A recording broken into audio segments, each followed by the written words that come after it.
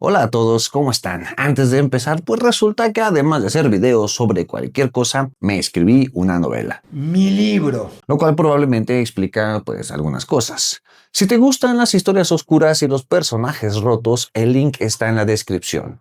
Ahora sí, comencemos. Soy el ensayista sin que hacer y sí, pienso demasiado.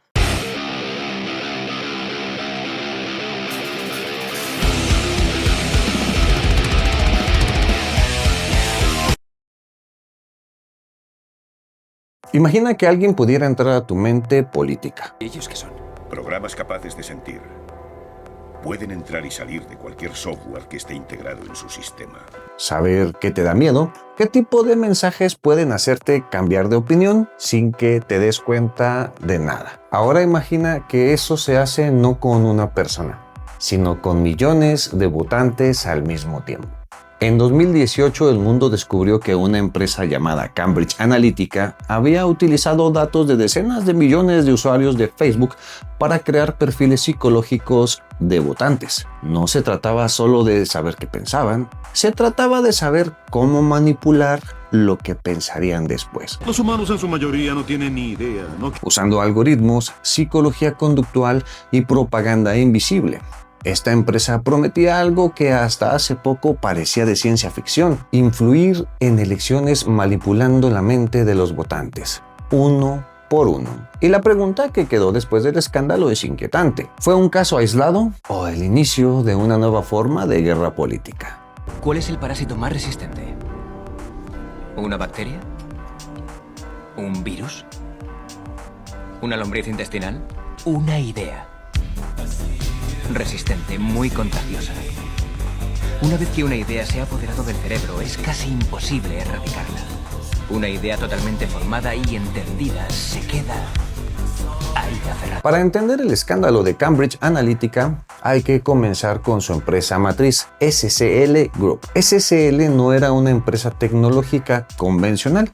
Durante décadas operó como una firma especializada en comunicaciones estratégicas y operaciones psicológicas, trabajando en entornos políticos, militares y electorales. En sus propios materiales corporativos afirmaban haber participado en más de 60 elecciones alrededor del mundo. President Prime Minister Admiral General Aladdin won 98.8% of the vote.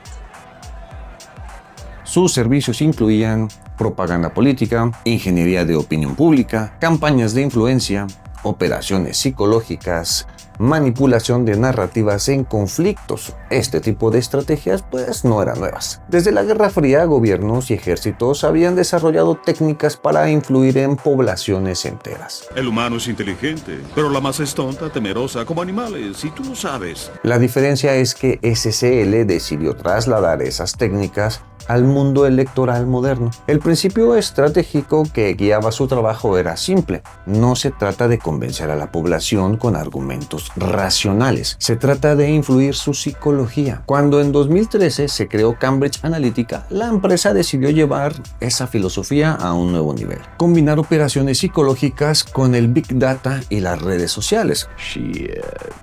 El resultado sería uno de los experimentos de manipulación política más sofisticados de la era digital. El verdadero combustible de esta maquinaria fue la información obtenida de Facebook. Un investigador asociado a la Universidad de Cambridge llamado Alexander Kogan desarrolló una aplicación aparentemente inocente. No me hagas reír. This is your digital life. Esta es tu vida digital. La aplicación se presentaba como un test de personalidad para investigación académica. ¡Es mentira!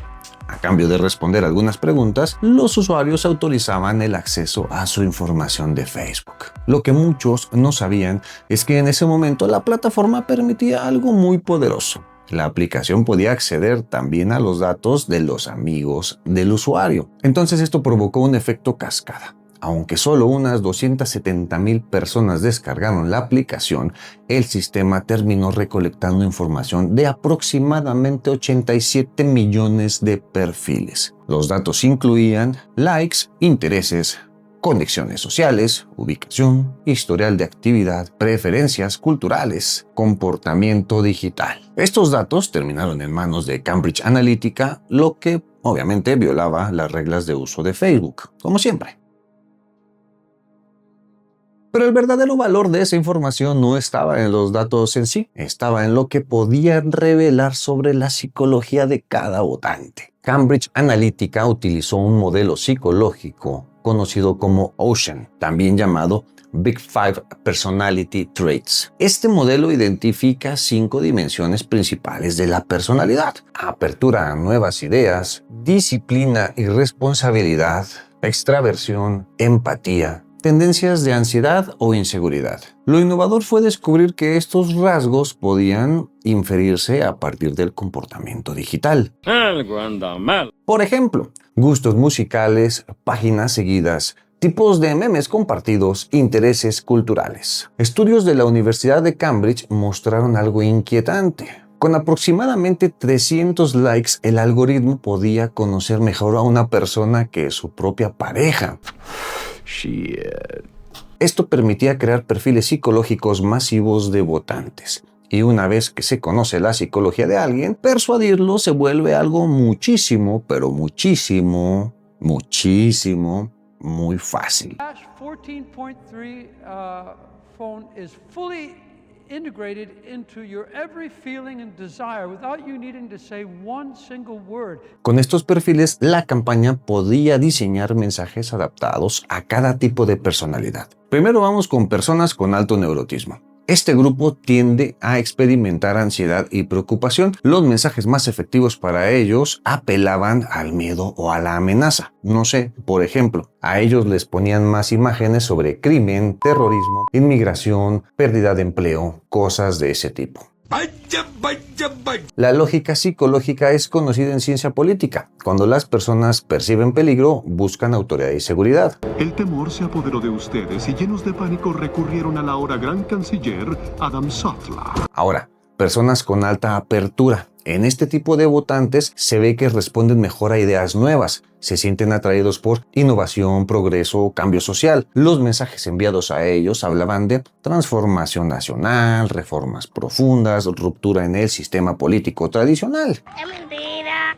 En personas con alta responsabilidad, pues estos votantes, estas personas, valoran el orden y la estabilidad. Los mensajes dirigidos a ellos enfatizaban ley y orden, disciplina social, estabilidad institucional, control del sistema. De nada puede malir sal. Este grupo responde particularmente bien a narrativas de seguridad y autoridad. Aquí tienes, hijo, ahora lárgate, me molestas. Y luego está el grupo de activación emocional, que es política basada en emociones. Uno de los hallazgos centrales del marketing político moderno es que las emociones influyen más en el voto que los argumentos racionales. De verdad no nos habíamos dado cuenta de eso. Y déjenme repetirlo, las emociones influyen más en el voto que los argumentos racionales. Es completamente impresionante que no nos demos cuenta de esto. Pero bueno. ¿Somos sus tontos o no?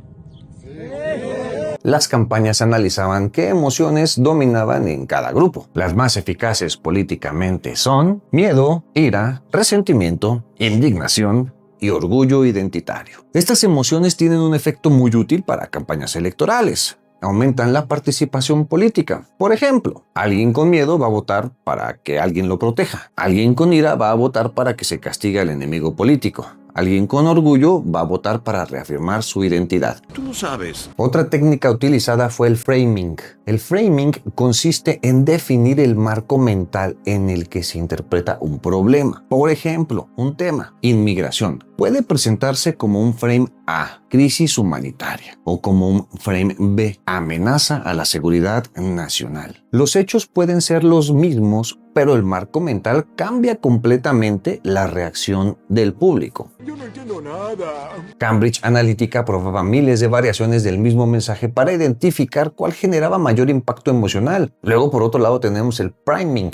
Es una técnica de psicología cognitiva que consiste en preparar la mente del receptor antes de introducir el mensaje. Ejemplo, primero se muestran contenidos sobre violencia, crimen, inseguridad, y después aparece un mensaje político sobre seguridad nacional, control fronterizo, fortalecimiento policial. Miren el tamaño de esos huevos.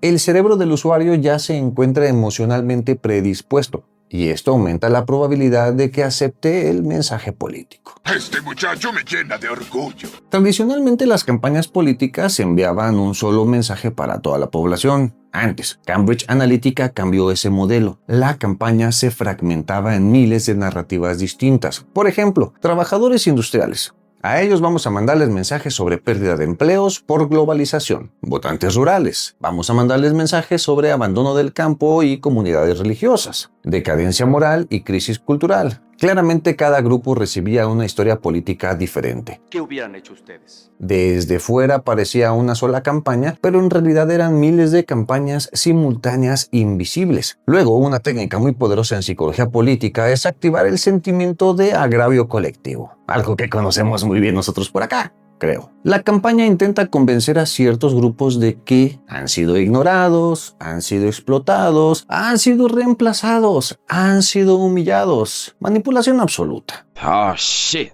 Here we go again. Cuando las personas sienten injusticia grupal, aumentan la radicalización política. Muchos mensajes estaban diseñados para activar, ¿qué cosa? Pues el resentimiento económico, el resentimiento cultural, el resentimiento identitario. Una de las técnicas más polémicas fue el voter suppression. En lugar de convencer a los votantes del rival, se intentaba desmotivarlos para que no participaran. Los mensajes podían dirigirse a jóvenes desencantados, minorías frustradas, votantes indecisos, con mensajes típicos de todos los políticos son corruptos, ¡Es mentira! tu voto no sirve para nada, el sistema está arreglado. Podrían manipular las elecciones. En elecciones cerradas, reducir la participación del adversario puede cambiar el resultado. Las campañas también utilizaban repetición masiva de mensajes. Esto generaba dos fenómenos psicológicos. Efecto de verdad ilusoria. Una afirmación repetida muchas veces comienza a percibirse como una verdad. Repítelo hasta que te lo creas.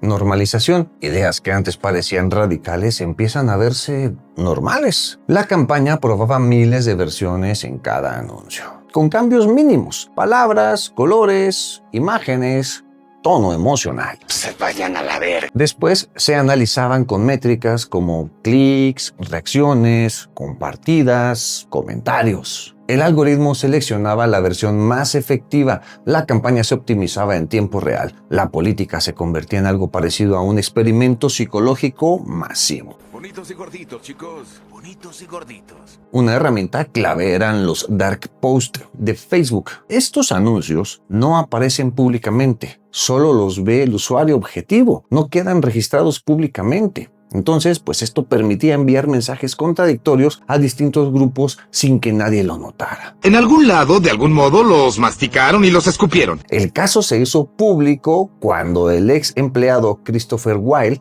reveló los detalles de la operación. Las investigaciones provocaron audiencias en el Congreso de Estados Unidos, si se acordarán de eso.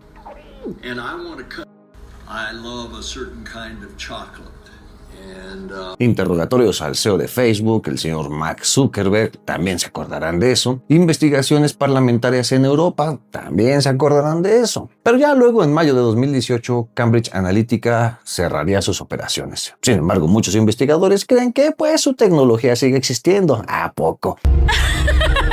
No me hagas reír. ¿Que sus métodos continúan utilizándose? Claro que no. Y que varias empresas sucesoras heredaron su personal. Absolutamente mentira.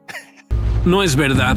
El problema no fue solo una empresa, fue el nacimiento de algo nuevo, la industrialización de la manipulación política. Antes, propaganda masiva, televisión, discursos. Ahora, datos conductuales, algoritmos, psicología personalizada. La política se transforma en ingeniería del comportamiento y nosotros caemos, pero derechitos al abismo. Perdón.